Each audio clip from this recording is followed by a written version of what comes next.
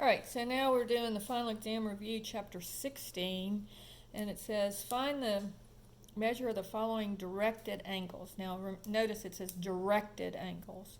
So when you're going from A to B to C, you're going from here to here to here. So we're talking about this angle. And so that's going to be a 90 degrees angle because it's going counterclockwise. So remember, counterclockwise is positive and then clockwise is negative. So this one's going counterclockwise, so it would just be 90 degrees. But going from C to B to A, you're going this direction, so that's counterclockwise. So this one is going to be negative 90 degrees. Okay? Now problem 2 says give the coordinates of the image of the point 6, 8 under rotation of 90 degrees. Okay, so I've gotten it ready here. So here's the origin. This is the point that we're rotating it about. All right, so remember when we're doing this, we can we look at the slope, and the slope here is over 6 up 8. So that rise is 8 and the run is 6. So we're looking for something 90 degrees away or perpendicular to it. And so my new slope is going to be negative 6/8. So I can either go back 6 and up 8, or I can go,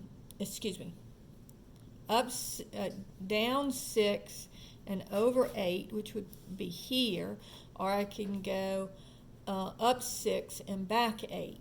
Okay, because it's rise over run. All right, now I want it to be a positive 90 degree. See, it's about the origin 90 degrees. So positive rotation would put it into the second quadrant. So I want to make it so that it's in the second quadrant. So therefore, I want to think of it as rise 6 and run negative 8. So up 6, 1, 2, 3, 4, 5, 6, and then back 8, 1, 2, 3, 4, 5, 6, 7, 8. So here and 2, 3, 4, 5, 6. So it would be the point right here. So this is 6 and this is negative 8.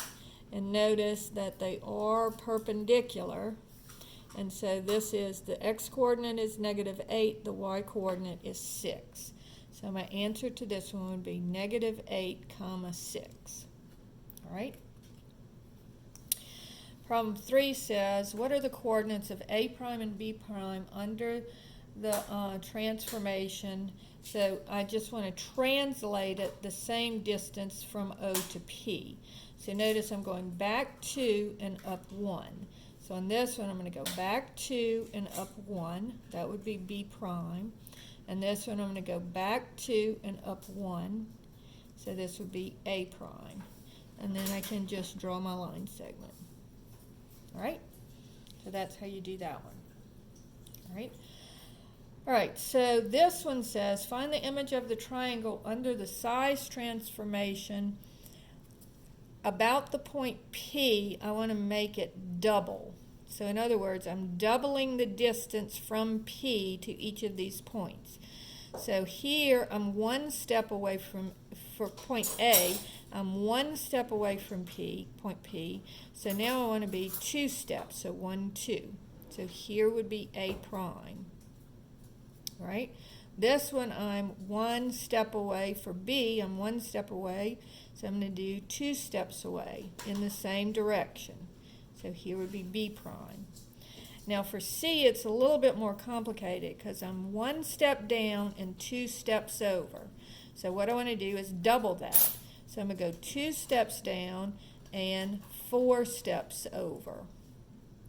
And notice on the same, it's on the same line, but it's twice the distance. All right, so this would be C prime. And then I can just draw my triangle. And you will see that it is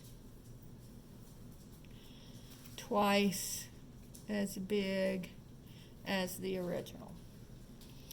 And then the last one says, find the center of magnification that maps P to P prime and Q to Q prime.